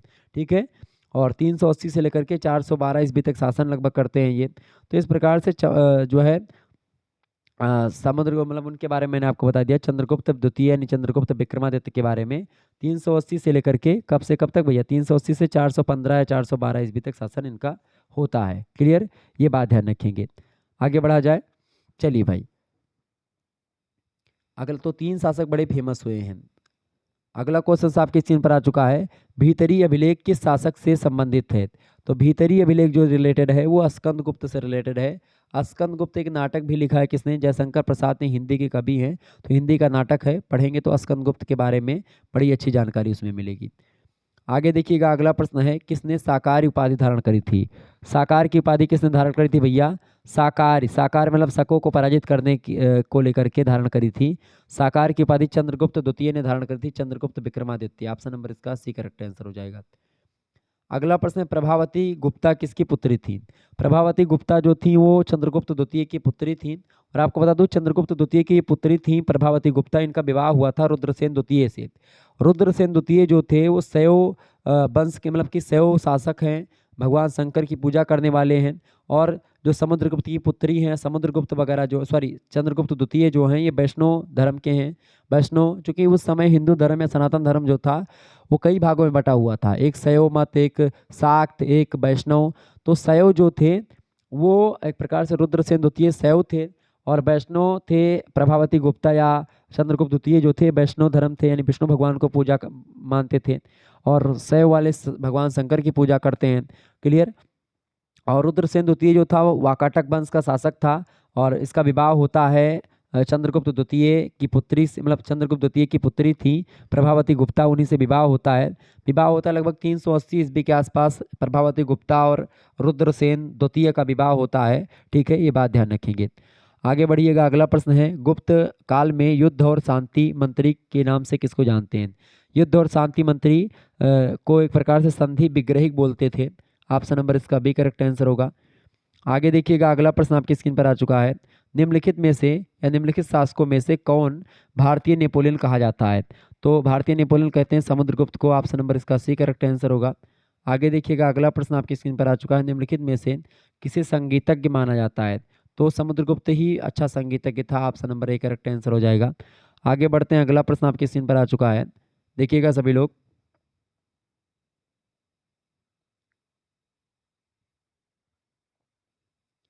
चलिए भाई, शेयर करते रहिएगा सेशन को, ताकि इसी प्रकार से और भी वीडियोज आपके समक्ष आती रहे। फटाफट से वीडियो को लाइक कर दीजिएगा। अच्छा, स्वामीन की उपाधि किसने धारण करी थी भैया? स्वामीन की उपाधि समुद्रगुप्त ने ही धारण करी थी, ये बात ध्यान रखेंगे। प्रयाग प्रशस्ति किस शासक से रिलेटेड है? समुद्रगुप्त से रिलेटेड है, ये बात भी ध्यान रखेंगे। ओके, किससे रिलेटेड है भैया? प्रयाग प्रशस्ति समुद्रगुप्त से रिलेटेड है। अच्छा, मालविकाग्नि मित्रम जो नाटक है किसने लिखा है? मालविकाग्नि मित्रम की रचना किसने करी है? कालिदास ने करी है। ठीक है, और कालिदास की ये रचना जो है ये खासकर गुप्त काल के बारे में जानकारी कुछ ना कुछ देती है। चलिए आगे बढ़ते हैं और भी चीज़ों के बारे में जानने का प्रयास करते हैं। प्रश्न आ चुका, पृथ्वीराज विजय किसने लिखा है? पृथ्वीराज विजय जो है इसको लिखा है जयानक ने। और जयानक की अगर बात की जाए तो 1191 से 1192 ईस्वी के दौरान पृथ्वीराज विजय रचना लिखते हैं। चूँकि 1191 या 92 में आप देखते हैं, 1191 में तराइन का प्रथम युद्ध, 1192 में तराइन का द्वितीय युद्ध होता है। ठीक है, और उसी समय रचना पृथ्वीराज विजय के रूप में लिखते हैं, उस नाम से Jayanaka. Option number A correct answer हो जाएगा। पृथ्वीराज रासो लिखा है चंद्रबरदाई ने। ठीक है, ये बात ध्यान रखेंगे। आगे बढ़िएगा, अगला प्रश्न है, निम्नलिखित में से कौन पृथ्वीराज चौहान के रूप में प्रसिद्ध थे? तो पृथ्वीराज चौहान के रूप में प्रसिद्ध हैं पृथ्वीराज तृतीय। ठीक है, पृथ्वीराज थर्ड। ऑप्शन नंबर इसका सी करेक्ट आंसर हो जाएगा। जो मोहम्मद गौरी को हराते हैं वो पृथ्वीराज तृतीय हैं, पृथ्वीराज चौहान। ठीक है, जिनको आप बोलते हैं चाहमान वंश के शासक थे। अगला प्रश्न है, आप देखेंगे, निम्नलिखित में से कौन परमार वंश का शासक था? परमार वंश का शासक कौन था इनमें से भाई? उपेंद्र। उपेंद्र जो है परमार वंश के शासक हैं। उपेंद्र का एक और नाम था कृष्णराज, नाम था इनका उपेंद्र का। ठीक है, 800 ईस्वी से लेकर के 818 ईस्वी तक शासन किया, लगभग 18 वर्षों तक उपेंद्र ने, यानी कृष्णराज ने, परमार वंश का। और सबसे प्रतापी शासक भी मान सकते हो आप इनको, मतलब इंपॉर्टेंट शासक हैं, प्रसिद्ध शासक हैं। अगला प्रश्न है, वर्धन राजवंश का, प्रश्न इंपॉर्टेंट है क्या भाई? वर्धन राजवंश का प्रथम स्वतंत्र शासक कौन था? तो वर्धन राजवंश का प्रथम स्वतंत्र शासक था Prabhakar Vardhan. Option number B correct answer हो जाएगा। इंपॉर्टेंट प्रश्न है, परीक्षा की दृष्टि से इंपॉर्टेंट प्रश्न इसलिए चूंकि कई विश्वविद्यालय में पूछा गया था पिछली बार। आगे देखिएगा, प्रश्न है, पुष्यभूति या वर्धन वंश। पुष्यभूति जो है, पुष्यभूति या वर्धन वंश के संस्थापक हैं। और पुष्यभूति वंश या वर्धन वंश बात एक ही है। ठीक है, या जिससे हर्षवर्धन रिलेटेड हैं जिस वंश से, उसी को वर्धन वंश या पुष्यभूति वंश कहते हैं। पुष्यभूति इसलिए चूंकि पुष्यभूति इसके संस्थापक थे। अब प्रश्न आपसे क्या पूछा गया है, प्रश्न पूछा गया है कि चूंकि वर्धन राजवंश का प्रथम स्वतंत्र शासक प्रभाकर वर्धन है। प्रभाकर वर्धन के ही पुत्र थे राजवर्धन, राजश्री मतलब राजवर्धन और हर्षवर्धन, और उनकी बहन थी राजवर्धन और हर्षवर्धन की राजश्री। ठीक है, ये बात ध्यान रखेंगे। कन्नौज राजधानी हुआ करती थी इन लोगों की, पुष्पभूतियों की। तो पुष्पभूति वंश या वर्धन वंश के संस्थापक हैं पुष्पभूति स्वयं। Option number A correct answer होगा। और प्रभाकर वर्धन जो हैं ये उसके बाद में आते हैं। प्रभाकर वर्धन के ही पुत्र हैं कौन? राज्यवर्धन और हर्षवर्धन। राज्यवर्धन बड़े लड़के हैं, ज्येष्ठ पुत्र हैं, और राज्यवर्धन की मृत्यु के बाद में गद्दी पर बैठते हैं हर्षवर्धन, और इन्हीं दोनों की बहन है एक, उनका नाम है राजश्री। ठीक है, आगे देखिएगा, अगला प्रश्न है कवि बाणभट्ट कहाँ के निवासी थे? तो कवि बाणभट्ट जो थे वो छपरा बिहार के निवासी थे। तो ऑप्शन नंबर इसमें डी लगा दी, किसी के नहीं, ऑप्शन नंबर डी। आगे देखिएगा, अगला प्रश्न है संस्कृत नाटक नागानंद की रचना किस शासक के द्वारा की गई थी? नागानंद की रचना करी थी हर्षवर्धन ने स्वयं। इसके अलावा 2 और नाटकों की रचना करी संस्कृत में हर्षवर्धन ने। हर्षवर्धन नाटककार भी हैं। Option number B correct answer होगा। आगे देखेंगे, अगला प्रश्न है किसके शासनकाल में ह्वेनसांग भारत आया था? बताइएगा, ह्वेनसांग भारत में कब आया था? सबसे पहला प्रश्न तो यही आपका बना था 2023 की परीक्षा में। तो ह्वेनसांग भारत में आया था 630 ईस्वी में। कब आया था भैया? 630 ईस्वी में आया था। और कितने वर्षों तक रहा था भैया यहाँ पर? 15 वर्षों तक रहा था। हर्षवर्धन के शासनकाल में आया था। Option number B correct answer हो जाएगा। 15 वर्षों तक यहाँ पर रहा था कौन? हर्षवर्धन। क्लियर, ये बात ध्यान रखिएगा। आगे बढ़िए, अगला प्रश्न है निम्नलिखित में से किसकी उपाधि परम सौगात थी? परम सौगात की उपाधि कौन धारण करता है भैया? राज्यवर्धन द्वितीय जो है धारण करते हैं, हर्षवर्धन के बड़े भाई। Option number C correct answer होगा इसका। आगे देखेंगे, अगला प्रश्न है हर्षवर्धन किसके द्वारा लिखी गई थी? हर्षचरित जो रचना है किसके द्वारा लिखी गई थी? तो बाणभट्ट जो है हर्ष के दरबारी कवि थे हर्षवर्धन के, वही बाणभट्ट ने हर्षचरित रचना लिखी है। ठीक है, option number A correct answer हो जाएगा। आगे देखिएगा, अगला प्रश्न है दिलवाड़ा के चालुक्य मंदिर यानी जैन मंदिर कहाँ स्थित हैं? फटाफट से आप बताएंगे। दिलवाड़ा का जो चालुक्य मंदिर या जैन मंदिर जो है, और जैन मंदिर है, बड़ा फेमस मंदिर है। आपको बता दूं राजस्थान का एक जिला है सिरोही नामक जिला, सिरोही नामक जिला में स्थित है दिलवाड़ा का चालुक्य मंदिर या जैन मंदिर जो है दिलवाड़ा का। ऑप्शन नंबर इसका सी करेक्ट आंसर हो जाएगा। सिरोही जिला में एक स्थान पड़ता है माउंट आबू। माउंट आबू एक नगर है, उसी माउंट आबू नगर के कुछ दूरी पर स्थित है दिलवाड़ा का चालुक्य मंदिर। ठीक है, जो कि जैन धर्म से रिलेटेड है, ये बात ध्यान रखेंगे।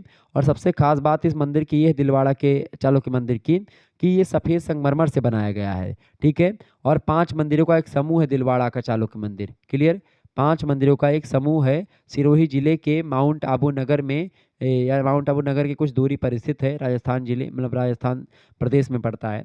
क्लियर, ऑप्शन नंबर इसका सी करेक्ट आंसर होगा।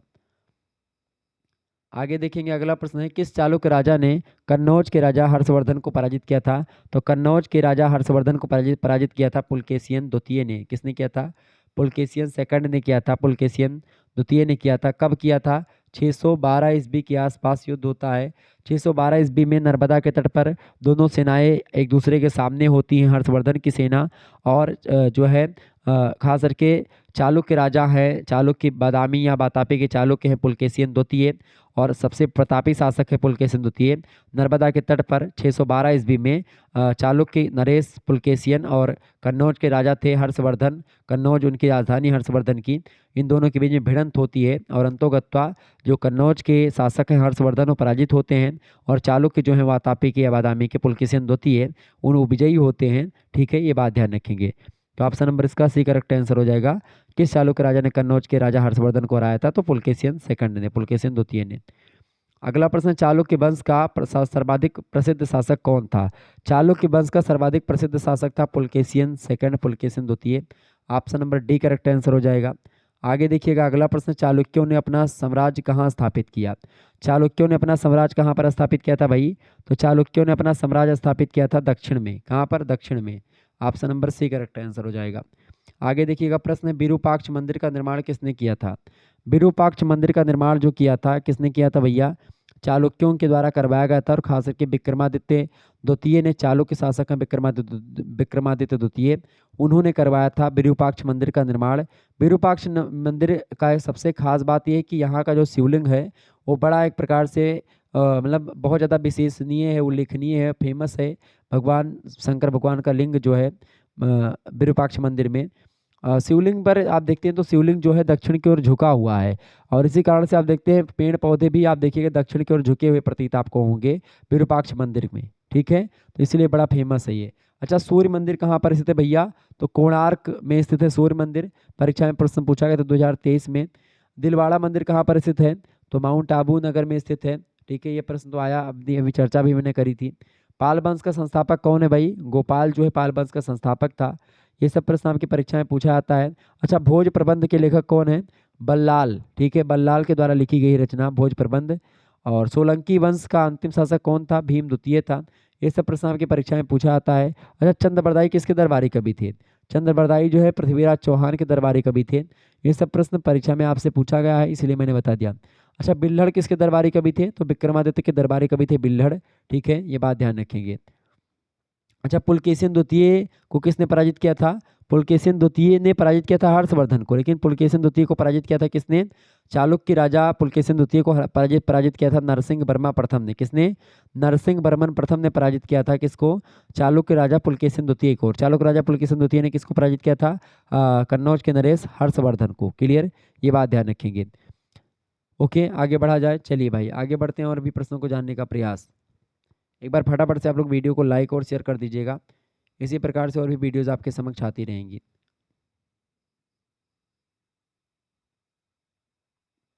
प्रश्न है, हम्मीर महाकाव्य के अनुसार चौहान कौन थे? तो हम्मीर महाकाव्य के अनुसार चौहानों की अगर बात की जाए तो हम्मीर महाकाव्य के अनुसार चौहान यदुवंशी थे। Option number B correct answer होगा। अगला प्रश्न, गुर्जर प्रतिहार वंश की स्थापना की थी किसने करी थी? नागभट्ट प्रथम ने, वत्सराज ने, हर्षवर्धन ने या मिहिर भोज ने? किसने करी थी? तो गुर्जर प्रतिहार वंश की स्थापना जो करी थी नागभट्ट प्रथम ने करी थी। Option number A correct answer होगा इसका। अगला क्वेश्चन आपकी स्क्रीन पर आ चुका है, फटाफट से आप देखेंगे। प्रश्न है, भारतीय सामंतवाद किसकी रचना है? तो भारतीय सामंतवाद किसकी रचना भैया? भारतीय सामंतवाद जो रचना है वो RS शर्मा जी की है। ऑप्शन नंबर इसका सी करेक्ट आंसर हो जाएगा। आगे देखिएगा, अगला प्रश्न है, हम्मीर महाकाव्य में चौहानों को क्या बताया गया है? तो हम्मीर महाकाव्य में चौहानों को यदुवंशी बताया गया है। Option number B correct answer होगा। आगे देखिएगा, ये सब प्रश्न परीक्षा में कई बार पूछे गए हैं, बात ध्यान रखेंगे। आगे बढ़िए। प्रश्न है, महानतम प्रतिहार राजा कौन था? महानतम प्रतिहार राजा मिहिर भोज था। मिहिर भोज का शासनकाल कब से कब तक भैया? 836 में गद्दी पर बैठता है, 885 ईस्वी तक गद्दी पर बैठा रहता है। आप सोचो कितना लंबा शासन रहा मिहिर भोज का। और मिहिर भोज जो है ये प्रतिहार गुर्जर प्रतिहार वंश का महानतम शासक माना जाता है। ठीक है, मिहिर भोज। आगे देखिएगा, अगला प्रश्न आपकी स्क्रीन पर आ चुका है। निम्नलिखित में से कौन विक्रमशिला विश्वविद्यालय के संस्थापक थे? तो विक्रमशिला विश्वविद्यालय के संस्थापक कौन थे भैया? धर्मपाल थे। विक्रमशिला जो विश्वविद्यालय है ये बिहार में पड़ता है, और बिहार का एक जिला है भागलपुर जिला। उसी भागलपुर जिले में एक गांव पड़ता है अंतिचक गांव। अंतिचक गांव में एक प्रकार से विक्रमशिला विश्वविद्यालय हुआ करता था। ठीक है, और इसकी स्थापना करवाई थी, संस्थापक हैं इसके धर्मपाल। ठीक है, धर्मपाल कौन है? ये पाल वंश के शासक हैं। 8वीं शताब्दी में एक प्रकार से ये इस विश्वविद्यालय की स्थापना होती है। 775 ईस्वी से लेकर के 800 ईस्वी तक जो है ये धर्मपाल का शासन रहा है, और इसी बीच में विक्रमशिला विश्वविद्यालय की स्थापना होती है। Option number B correct answer होगा। अगला प्रश्न है, महोदया श्री किसका पुराना नाम है? महोदया या महोदया श्री जो है कन्नौज का पुराना नाम था। Option number D correct answer होगा। आगे देखिएगा, अगला प्रश्न है, प्रश्न आपकी स्क्रीन पर आ चुका है, कानूनी रूप से भूमि का स्वामी कौन होता है? तो कानूनी रूप से भूमि का स्वामी जो होता है वो राजा होता है। ऑप्शन नंबर इसका ए करेक्ट आंसर होगा। अगला प्रश्न है, सामंतवाद में कृषकों की दशा अत्यंत होती है क्या? दयनीय होती है। Option number C correct answer होगा। आगे देखिएगा, सामंतवादी व्यवस्था में सबसे उच्च स्थान प्राप्त होता है किसका? कृषकों का, किसानों का, सामंतों का या राजा का? तो सामंतवादी व्यवस्था में सबसे उच्च स्थान प्राप्त होता है राजा को। Option number C correct answer होगा। आगे देखिएगा, अगला प्रश्न बहुत ही महत्वपूर्ण है, परीक्षा में पूछा गया प्रश्न है। प्रश्न है, सामंतवादी व्यवस्था में द्वितीय स्थान प्राप्त होता है किसको? तो पहला स्थान तो मिलता है राजा को, दूसरा स्थान मिलता है सामंतों को, केवल सामंतों को। ऑप्शन नंबर इसका सी करेक्ट आंसर होगा। आगे देखिएगा, अगला प्रश्न है, समस्त भूमि का स्वामी माना जाता है। समस्त भूमि का स्वामी कौन माना जाता है भैया? राजा जो है वो समस्त भूमि का स्वामी माना जाता था। Option number D correct answer होगा। आगे देखिएगा, प्रश्न है, सामंतवादी शब्द जो है फ्यूडम फ्यूडम शब्द जो है किस भाषा का शब्द है भाई? तो फ्यूडम जो शब्द बना हुआ है, वो शब्द बना हुआ है लैटिन भाषा का शब्द है फ्यूडम शब्द, ठीक है। और इसी से बना हुआ है आपका सामंतवाद, ठीक है। आगे देखिएगा, अगला प्रश्न है, किस व्यवस्था में सामंतवाद के तत्व प्रकट होते हैं? अच्छा ठीक है, मैं बोलता हूँ तो एक गाना भी ठीक है को लेकर के एक एक खेसारी लाल यादव का एक गाना है, आप लोगों ने सुना होगा, ठीक है। तो रैप सॉन्ग उसने चलाया था, वो देखिए भोजपुरी का प्रथम रैप सॉन्ग है, कौन सा भाई? ठीक है। तो मैंने 2-3 बार बोला तो मुझे लगा कि भाई कहीं आप लोग ये ना सोचे कि सर जी ठीक है कई बार बोल रहे हैं, तो उस गाने का असर है, तो गाने का असर नहीं है भाई, ठीक है। फिर वो निकल गया। तो ये आदत पड़ चुकी है ठीक है वगैरह निकलने की, तो उसको लेकर के मैं माफ़ी चाहूँगा अगर बार बार निकल रहा है तो। आप लोग थोड़ा सा उसको ये सब ध्यान मत दीजिए कि भाई 2-3 बार 2 चीज़ कैसे निकल जा रही है मुँह से। तो उसको लेकर के क्या होता है कि पढ़ाने का एक शैली, एक तरीका हो जाता है। कुछ दिनों तक हमारे मुँह से निकलता था बहुत ज़्यादा प्यारे दोस्तों बोलता था पहले। फिर धीरे-धीरे क्या हुआ, उसमें सुधार किया। फिर और चीज़ों मतलब फिर बोलने लगा, मतलब कुछ दिनों तक मैंने बोला लगातार। फिर अब इस समय चल रहा है ठीक है। फिर आगे देखो क्या चलता है। तो ऐसे-ऐसे क्या होता है कि कभी-कभी पढ़ाते-पढ़ाते खुद ही टाइटल अपने आप बन जाता है, वो बनाना नहीं पड़ता है। ठीक है? चलें, किस व्यवस्था में सामंतवाद के तत्व प्रकट होते हैं भैया? किस व्यवस्था में सामंतवाद के तत्व प्रकट होते हैं? तो वर्ण व्यवस्था में। ठीक है? ऑप्शन नंबर इसका बी करेक्ट आंसर होगा। आगे बढ़िए, अगला प्रश्न है, सामंतवाद के पतन में समाज में किस नए वर्ग का जन्म हुआ? तो सामंतवाद के पतन के बाद समाज में शिक्षित मध्यम वर्ग का जन्म होता है। आगे बढ़िएगा, अगला प्रश्न है भाई, हिंदुओं में कौन सा वृक्ष पवित्र माना जाता है? तो हिंदुओं में पवित्र मानने की अगर बात की जाए तो आंवला का वृक्ष भी पवित्र माना जाता है, बट वृक्ष भी और पीपल का वृक्ष भी। क्योंकि आंवले के वृक्ष पर आपको बता दूं माता लक्ष्मी और भगवान विष्णु का वास होता है। पीपल पर जो है भगवान विष्णु, ब्रह्मा, इन सभी का वास होता है। बट वृक्ष यानी बरगद के पेड़ पर भी आप देखते हैं सभी देवी देवताओं का वास होता है। तो इन सभी वृक्ष जो है हिंदू धर्म में पवित्र माने जाते हैं। और आंवले के वृक्ष पर अगर आप एकादशी के दिन पानी मतलब जल चढ़ाते हैं तो उसका फल मिलता है, भगवान विष्णु बहुत खुश होते हैं और आपके यहाँ धन की कमी नहीं होती है। अच्छा, एक प्रश्न और आपसे पूछा गया था 2023 की परीक्षा में कि गुप्त वंश के किस शासक ने महाधिराज की उपाधि धारण करी थी? चंद्रगुप्त प्रथम ने धारण करी थी 320 ईस्वी में, सबसे प्रतापी शासक था। ठीक है, घटोत्कच जो है चंद्रगुप्त प्रथम के पिता हैं और गुप्त वंश का शासक घटोत्कच के लड़के हैं चंद्रगुप्त, चंद्रगुप्त के लड़के हैं समुद्रगुप्त, समुद्रगुप्त का लड़का है चंद्रगुप्त द्वितीय। ये बात ध्यान रखेंगे। सबसे मतलब कि महाधिराज की उपाधि धारण करी थी चंद्रगुप्त फर्स्ट ने, सबसे प्रतापी शासक है। मतलब कि गुप्त सम्राट मतलब समुद्रगुप्त मतलब वो गुप्त वंश का सबसे प्रतापी शासक है चंद्रगुप्त फर्स्ट। ठीक है, 320 ईस्वी में ये धारण करता गद्दी पर बैठता है महाधिराज की उपाधि। ओके। अच्छा, गुप्त काल की राज दरबारी भाषा कौन सी थी? तो संस्कृत थी। ये प्रश्न कई बार पूछा गया आपकी परीक्षा में।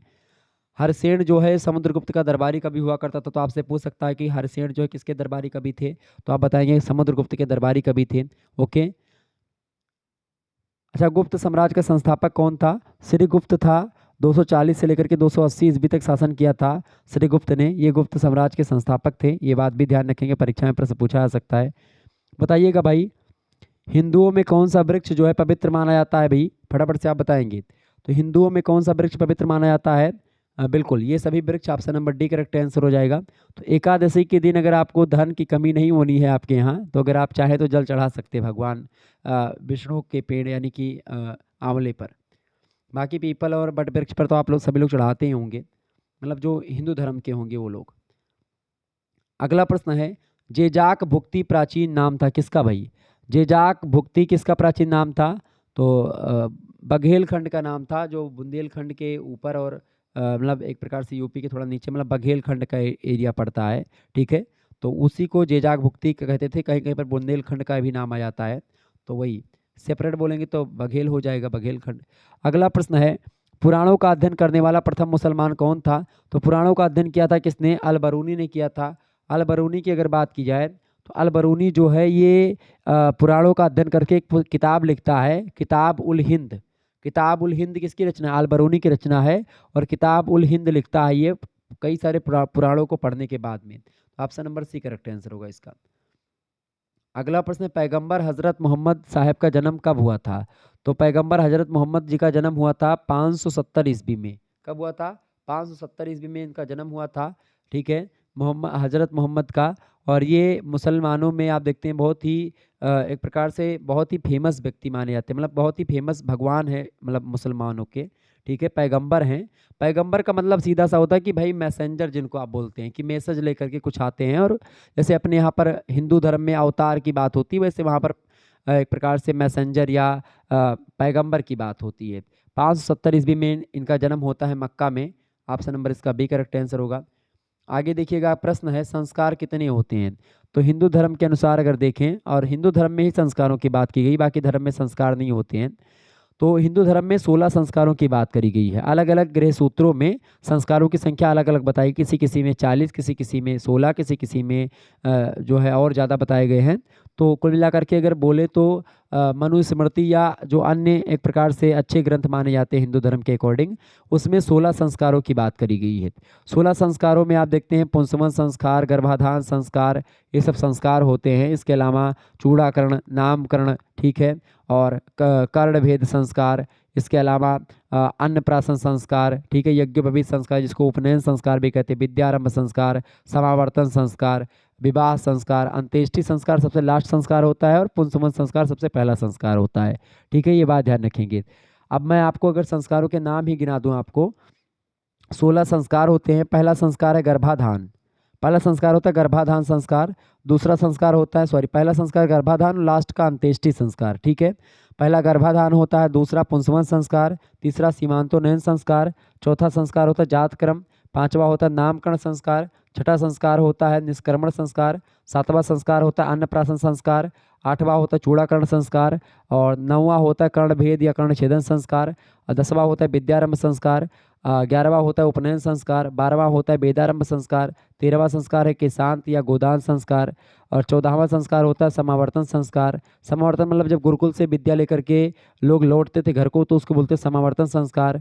केशांत मतलब शरीर, मतलब कि बाल को एक प्रकार से दाढ़ी के बालों को और सर के बालों को साफ कर दिया जाता था, उसी को बोलते थे। मतलब 16वें साल का यह होता है संस्कार, केशांत या गोदान संस्कार, ठीक है, उसको बोलते हैं केशांत संस्कार। समावर्तन जब पढ़ करके घर पर लौटे तो उसको समावर्तन संस्कार। विवाह संस्कार उसके बाद में होता है, और विवाह के बाद में अंत्येष्टि, जब व्यक्ति मृत्यु हो जाता है व्यक्ति की, उसके बाद में होता है अंत्येष्टि संस्कार, जिसको तेरहवीं वगैरह संस्कार, मतलब तेरहवीं वही होती है जो, वही होता है अंत्येष्टि संस्कार, ठीक है। नामकरण में नाम रखा जाता है बच्चे का।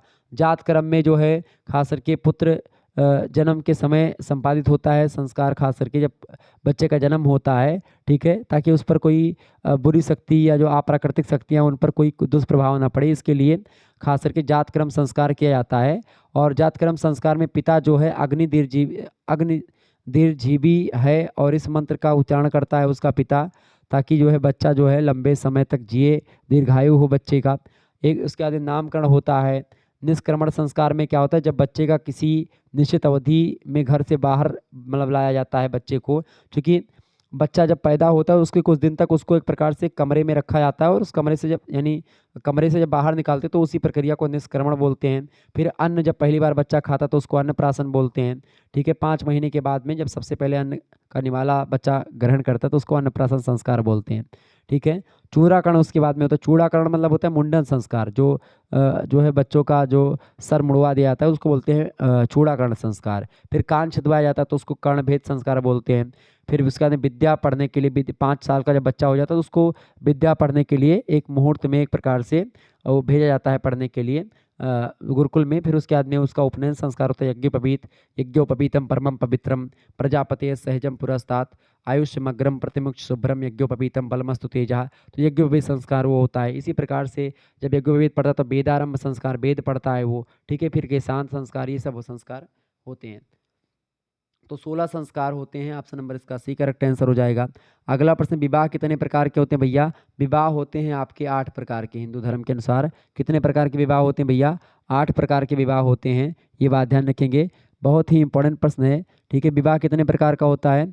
विवाह जो होता है वो 8 प्रकार का होता है, ये बात ध्यान रखेंगे।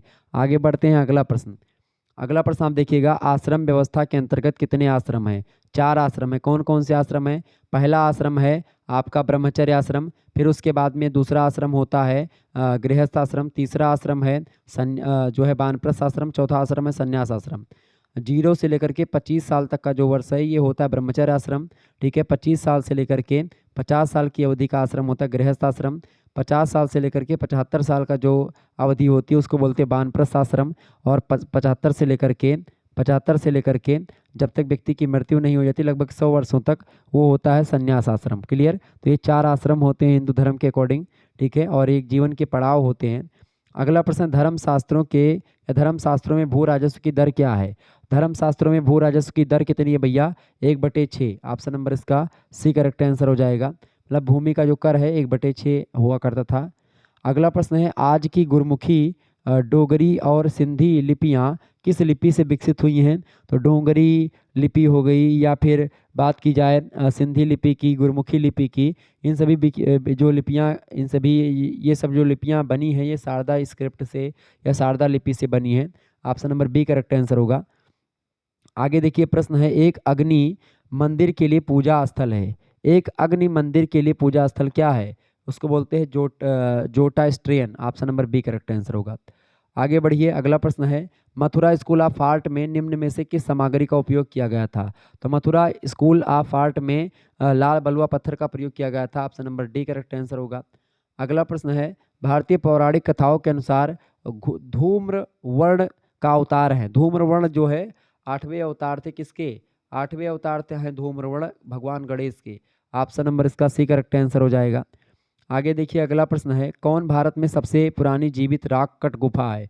सबसे पुरानी राक कट गुफा जो है भारत में वो है बराबर की गुफाएं। Option number D correct answer होगा इसका।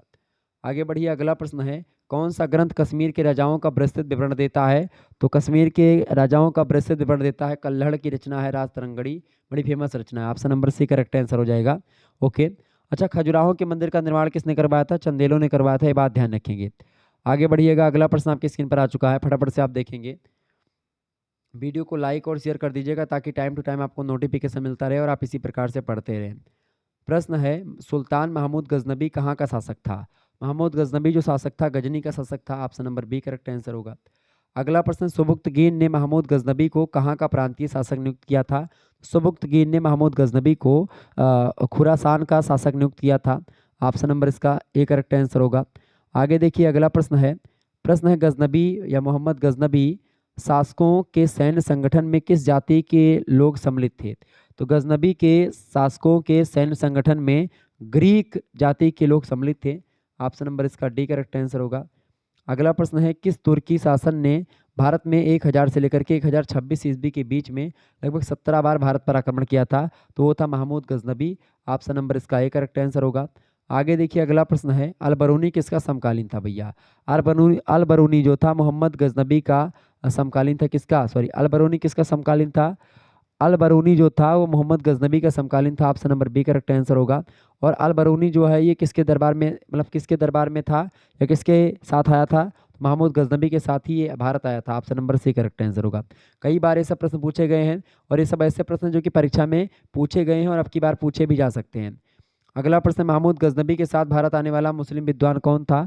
उसका नाम क्या है? उसका नाम अल बरूनी ही है। Option number A correct answer होगा। अगला प्रश्न, तराइन की पहली युद्ध मतलब पहला युद्ध जो है कब लड़ा गया था? तराइन का प्रथम युद्ध लड़ा गया था 1191 में। तराइन का द्वितीय युद्ध लड़ा गया था 1192 में। किसके बीच में हुआ था तराइन का युद्ध? पृथ्वीराज चौहान और मोहम्मद गौरी के बीच में हुआ था तराइन का प्रथम युद्ध, तराइन का द्वितीय युद्ध। ये बात ध्यान रखेंगे। ओके। अच्छा, मोहम्मद बिन कासिम सिंध पर विजय कब प्राप्त करता है? 712 में। दाहिर राजा होते हैं सिंध के, ठीक है, उन्हीं पर आक्रमण करता है ये बात ध्यान रखेंगे। अच्छा, महमूद गजनबी कितनी बार भारत पर आक्रमण करता है? 17 बार। क्लियर, ये बात ध्यान रखेंगे। आगे देखिए, प्रश्न क्या है, तराइन की पहली युद्ध में लड़ा था, किसने लड़ा था? तराइन का प्रथम युद्ध किसने लड़ा था? मोहम्मद गौरी ने लड़ा था और पृथ्वीराज चौहान के बीच में मोहम्मद गौरी को पराजित किया था, बुरी तरीके से पराजित करके छोड़ दिया था जिंदा इसको। अगला क्वेश्चन आपकी स्क्रीन पर आ चुका है, तराइन यानी थानेश्वर की दूसरी लड़ाई में पृथ्वीराज चौहान पराजित किया था। पृथ्वीराज चौहान को पराजित किसने किया था? मोहम्मद गौरी ने बाद में पराजित किया 1192 में। अगला प्रश्न है, उत्तर भारत पर तुर्कों की विजय का एक महत्वपूर्ण पहलू पहलू नगरीय क्रांति थी या किसका कथन है, बताइए। तो उत्तर भारत पर तुर्कों की विजय एक महत्वपूर्ण महत्वपूर्ण पहलू नगरीय क्रांति थी, ये एम हबीब ने कहा है। ऑप्शन नंबर इसका बी करेक्ट आंसर होगा। अगला प्रश्न है, महमूद गजनबी ने काठियावाड़ के सोमनाथ मंदिर पर कब आक्रमण किया था? तो 1025 ईस्वी में आक्रमण किया था। ऑप्शन नंबर इसका बी करेक्ट आंसर होगा। आगे देखिएगा, अगला प्रश्न आपकी स्क्रीन पर आ चुका है। इंडिका पुस्तक का लेखक कौन था? इंडिका पुस्तक लिखी है मेगास्थनीज ने। Option number B correct answer हो जाएगा। और सेल्यूकस निकेटर ने इसको भेजा था, ठीक है, कहाँ पर? यहाँ पर भेजा था कौटिल्य के चंद्रगुप्त मौर्य के दरबार में। क्लियर, ध्यान रखेंगे इस बात को। आगे बढ़िए, प्रश्न आपकी स्क्रीन पर आ चुका है। प्रश्न है, भारतीय इतिहास ज्ञान का प्राचीनतम स्रोत। तो भारतीय इतिहास ज्ञान का प्राचीनतम स्रोत है ऋग्वेद। सबसे पुराना वेद कौन सा? ऋग्वेद है। Option number C correct answer होगा। आगे देखिए, अगला प्रश्न, वेदों की संख्या कितनी भैया? 4 वेद हैं। वेदांग कितने हैं? 6 वेदांग हैं। ये बात भी ध्यान रखेंगे। ओके, चलें। प्रश्न है, अर्थशास्त्र का लेखक कौन है? बताइएगा सभी लोग फटाफट से। अर्थशास्त्र का लेखक कौन है भैया? अर्थशास्त्र के लेखक है कौटिल्य। कौन है? कौटिल्य, यानी चाणक्य। चाणक्य, कौटिल्य और विष्णुगुप्त, इनका 3 नाम है। अगला, इनका मूल नाम क्या है? चाणक्य का, कौटिल्य ही नाम है। अगला प्रश्न है, प्रश्न क्या है भाई? मृच्छकटिकम किसकी रचना है? मृच्छकटिकम जो रचना है वो महाकवि शूद्रक की है। Option number B correct answer होगा। बहुत महत्वपूर्ण प्रश्न है, ये सब प्रश्न परीक्षा में आपके हूबहू दिखेंगे, ये बात ध्यान रखेंगे। अगला प्रश्न, विक्रमांक देवचरित किसके लेखक हैं? विक्रमांक देवचरित के लेखक कौन है? तो बिल्हड़ जो है वो हैं, अरबी कीर्ति हैं, या फिर मंगलेश हैं, या फिर बाणभट्ट हैं। विक्रमांक देवचरित के लेखक कौन है? फटाफट से आप बताने का प्रयास करेंगे। विक्रमांक देवचरित के लेखक हैं बिल्हड़। Option number D correct answer होगा। अगला प्रश्न, निम्नलिखित में से कौन बौद्ध ग्रंथ नहीं है? तो कादम्बरी जो है कल्हड़ की रचना है, कादम्बरी, सॉरी, बाणभट्ट की रचना कादम्बरी, और यही रचना जो है बौद्ध ग्रंथ नहीं है। बाकी महावंश, दीपवंश और मिलिंद पहो, ये सब रचना किसकी हैं? ये सब रचना जो है उसकी बौद्ध ग्रंथ हैं, बौद्ध ग्रंथ से रिलेटेड हैं। कादम्बरी जो है बौद्ध ग्रंथ नहीं है। क्लियर, ये बात ध्यान रखेंगे। आगे बढ़ा जाए। अच्छा, बुद्ध चरित्र किसके लेखक, बुद्ध चरित्र जो रचना है उसके लेखक कौन है? अश्वघोष हैं। ये सब प्रश्न ध्यान रखिएगा, परीक्षा में प्रश्न आपसे पूछा जा सकता है। एक रचना और है, मालती माधव के लेखक कौन है भैया? भवभूति मालती माधव के लेखक हैं। ठीक है, आपसे पूछे प्रतिमा नाटक किसने लिखा है? तो महाकवि भास ने लिखा है। धर्मशास्त्र का इतिहास पुस्तक किसने लिखा है? तो पीबी कांडे ने लिखा है। नेचुरल हिस्ट्री पुस्तक के लेखक कौन है? प्लिनी है। ठीक है, ये सब ध्यान रखें, परीक्षा में प्रश्न पूछा जा सकता है। रामायण के लेखक कौन है? तो आप बताएंगे वाल्मीकि हैं। ठीक है, महाभारत के लेखक बताएं, पूछेंगे तो बताएंगे महाकवि वेदव्यास हैं। ठीक है, ये सब प्रश्न हमसे पूछेगा। आगे देखिए, अगला प्रश्न आपकी स्क्रीन पर आ चुका है। प्रश्न है, किसने कहा है कि भौगोलिक पर्यावरण में वे समस्त दशाएं सम्मिलित हैं जो प्रकृति मनुष्य को प्रदान करती है? तो ऑप्शन नंबर इसका ए करेक्ट आंसर हो जाएगा। पीटरिम सोरोकिन ने कथन कहा था। आगे देखिए, प्रश्न है, आगम कहे जाते हैं। आगम कहा जाता है जैन साहित्य को। Option number B correct answer हो जाएगा। अगला प्रश्न, त्रिपिटक संबंधित है किससे? त्रिपिटक जो है वो बौद्ध धर्म से रिलेटेड है। Option number B correct answer होगा। अगला प्रश्न है, गौतम बुद्ध ने अपना उपदेश किस भाषा में दिया था भाई? तो गौतम बुद्ध ने अपना उपदेश जो है पाली भाषा में दिया था। Option number B correct answer होगा। आगे बढ़िए, अगला प्रश्न है, कल्हड़ की राज तरंगड़ी राज तरंगड़ी के लेखक कौन है? तो कल्हड़ है। ऑप्शन नंबर इसका सी करेक्ट आंसर होगा। अगला प्रश्न है, बेस नगर गरुड़ स्तंभ लेख किसने उत्कीर्ण करवाया था? तो बेस नगर गरुड़ स्तंभ लेख उत्कीर्ण करवाया था हेलियोडोरस ने। ऑप्शन नंबर इसका ए करेक्ट आंसर होगा। अगला प्रश्न है, कौन गाथा सप्तशती का लेखक था? गाथा सप्तशती के लेखक हैं हाल या सालिवाहन? सालिवाहन या हाल? ऑप्शन नंबर इसका ए करेक्ट आंसर होगा। हाल या सालिवाहन एक ही नाम है दोनों का, दोनों व्यक्ति को कहीं कहीं पर सालिवाहन आपको मिलेगा, कहीं कहीं पर हाल मिलेगा। तो कहीं कोई भी मिले आपको आसानी से लगा दीजिएगा। अगला प्रश्न है, निम्नलिखित में से कौन व्याकरण ग्रंथ नहीं है? तो देखिए, महाभाष्य के लेखक हैं पतंजलि। अष्टाध्यायी के लेखक है पाणिनि। ये दोनों व्याकरण ग्रंथ ही हैं। ठीक है, इंडिका पुस्तक एक व्याकरण ग्रंथ नहीं है, मेगास्थनीज उसके लेखक हैं। और एक व्याकरण ग्रंथ और है, चंद्रगोबिन की रचना है, चंद्र व्याकरण। ठीक है, ये बात ध्यान रखेंगे। तो इनमें से कौन व्याकरण ग्रंथ नहीं भैया? तो अष्टाध्यायी और महाभाष्य हैं। यहीं पर एक पुस्तक आपको देगा इंडिका, या एक प्रकार से आपसे बोलेगा कौटिल्य की जो रचना है अर्थशास्त्र, तो आप बताएंगे ये सब नहीं है। क्लियर, यानी इंडिका नहीं है, कौटिल्य का अर्थशास्त्र, ये सब रचनाएं जो हैं वो व्याकरण ग्रंथ नहीं, जबकि महाभाष्य, अष्टाध्यायी, चंद्र व्याकरण, ये सब व्याकरण ग्रंथ हैं। क्लियर, तो इस प्रकार से आप लोगों ने बहुत सारे प्रश्नों को समझा और बीच-बीच में भी मैंने कई सारे प्रश्नों पर चर्चा करी है, बताया है। तो आप लोग इन प्रश्नों को बहुत ही आसानी से ध्यान रख लीजिएगा। अच्छा, गौतम बुद्ध के प्रथम गुरु कौन थे भैया? आलार कलाम जो थे गौतम बुद्ध के प्रथम गुरु थे। जातक कथाएँ किससे संबंधित थे? किस धर्म से? बौद्ध धर्म से रिलेटेड हैं। ये सब प्रश्न भी कई परीक्षा में कई बार पूछा गया है, ये बात ध्यान रखेंगे। आदि कवि किसको कहते हैं? वाल्मीकि को कहते हैं। ये प्रश्न 2018, 19, 20, 21, 22, 23 लगातार पूछा गया प्रश्न है। तो इन चीज़ों को आप ध्यान रखिएगा। परीक्षा में प्रश्न आपसे पूछा जाता रहता है, इसीलिए मैंने सोचा कि आपको मतलब आप लोगों के लगातार कमेंट्स आ रहे थे इतिहास को लेकर के भी, ये प्रथम सेमेस्टर के, तो मैंने सोचा मॉडल पेपर दे देना चाहिए। और ऑब्जेक्टिव का मॉडल पेपर मैंने दे दिया है, लिखित का मॉडल पेपर जल्द दिया जाएगा। और एक बार मैं आपसे और कहूँगा कि आप सभी लोग जो है 2023 वाला जो मॉडल पेपर है, या 2023 में जो हमने मॉडल पेपर और 2023 में जो क्वेश्चन पेपर हुए हैं अलग अलग विश्वविद्यालयों के, उनको आप ज़रूर देख लीजिएगा। प्लेलिस्ट में आपको सारी वीडियोज़ मिल जाएंगी। 2023 वाली प्लेलिस्ट में जा करके आप देख लीजिएगा। मध्यकालीन इतिहास वाले प्लेलिस्ट में जाइएगा, हिस्ट्री वाले प्लेलिस्ट में, तो आपको सारा वीडियो मिल जाएगा। जितनी भी 2023 की क्लास हुई हैं उनमें आप देख लीजिएगा, उन सभी वीडियो को, आपका सारा डाउट क्लियर हो जाएगा। हालांकि अगर आपकी परीक्षा ऑब्जेक्टिव हो या लिखित हो, किसी प्रकार की परीक्षा होगी, इस वीडियो को अगर आप लोगों ने देखा है अंत तक, तो निश्चित तौर पर यहाँ से बाहर कुछ नहीं आने वाला है। तो इसको 2 से 3 बार आप जरूर देख लीजिएगा, आपकी परीक्षा में यही प्रश्न आएंगे। क्लियर? धन्यवाद। फिर मिलते हैं हम नेक्स्ट वीडियो में, तब तक के लिए जय हिंद, जय भारत। आप सभी का बहुत बहुत धन्यवाद। हमारे से जुड़ने के लिए इसी प्रकार से अपना प्यार बनाए रखिए। Good night, I love you.